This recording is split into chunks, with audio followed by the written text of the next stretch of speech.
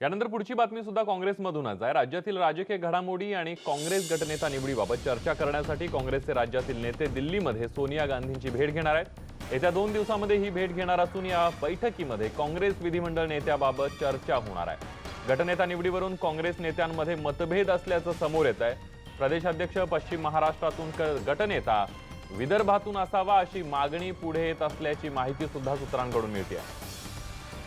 आणि याविषयी अधिक माहिती घेऊयात। सागर कुलकर्णी आपले प्रतिनिधी आपल्या सोबत आहेत। सागर, या सगळ्यामध्ये आपण बघतोय गटनेता निवडताना सुद्धा प्रत्येक विभागाला न्याय दिला जाईल अशी कुठेतरी रणनीती दिसते। काँग्रेसची काय सांगशील या सगळ्याबद्दल?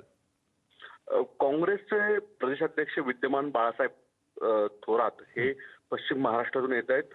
त्यामुळे आता विदर्भामध्ये म्हणजे यावेळेस जर आपण पाहिलं तर भाजपाला अनेक ठिकाणी विदर्भात धक्का बसलेला आहे आणि काँग्रेस त्या भागामध्ये विजयी झालेला आहे। यामुळे नाना पटोले असतील किंवा विजय वडेट्टीवार असतील, सुनील केदार असतील, असे अनेक नेते जे काँग्रेसचे आहेत त्यांची खूप मोठ्या प्रमाणात इच्छा आहे की त्यांना आता सभागृह नेते म्हणून संधी मिळावी, यासाठी मोठा सूर लावला जातोय।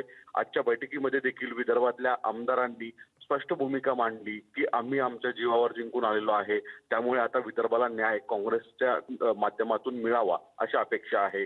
यामुळे कदाचित आज गेले 2 दिवस झालं गटनेतेच्या बाबत निर्णय होण्याची शक्यता वर्तवली जात होती, ती झाली नाही। आता अखेर दिल्लीमध्ये जाऊन याबाबत तोडगा काढण्याचा प्रयत्न केला जाईल असं सांगितलं जातं। यामुळेच राज्याचे प्रमुख नेते हे सध्याच्या राजकीय घडामोडी, विधानसभेचा लागलेला निकाल आणि विधिमंडळाच्या गटनेत्याची नियुक्ती अशा वेगवेगळे मुद्दे घेत दिल्ली हायकमांड म्हणजे अर्थात सोनिया गांधी यांची भेट घेईल असं सांगितलं जातं। किमान त्यामध्ये तोडगा काढला जाईल आणि प्रादेशिक समतोल ठेवण्याचा प्रयत्न केला जाईल।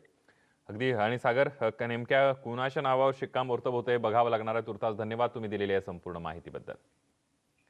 बातमी सेनेसंदर्भातली शिवसेना नेते एकनाथ शिंदे यांची शिवसेना गटनेतेपदी निवड झाली आहे। शिवसेना भवनामध्ये झालेल्या बैठकीमध्ये आदित्य ठाकरेंनी शिंदेंचं नाव सुचवलं आणि अन्य नवनिर्वाचित आमदारांनी प्रस्तावाला पाठिंबा दिलाय। गेल्या 5 वर्षात शिंदेंनी MSRDC मंत्री म्हणून काम पाहिलंय, तसंच काही काळ आरोग्य खात्याचं सुद्धा काम पाहिलंय।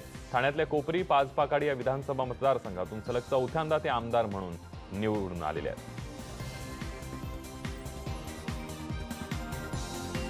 सर्व शिवसेनेच्या आमदारांना विश्वासात घेऊन सभागृहाचं कामकाज केलं जाईल, सभागृहाचं पावित्र्य राखलं जाईल आणि त्याचबरोबर या सर्वोच्च सभागृहामध्ये महाराष्ट्रातल्या जनतेच्या प्रश्नांना न्याय देण्याचं काम केलं जाईल, त्याला प्राधान्य देण्याचं काम केलं जाईल। आणि शिवसेना सत्तेत असू द्या नसू द्या, शिवसेना रस्त्यावर देखील संघर्ष करते लोकांसाठी, शेतकऱ्यांसाठी, समाजातल्या प्रत्येक घटकासाठी। त्यामुळे सभागृहात देखील, संसदीय कामकाजात देखील शिवसेना कुठे मागे राहणार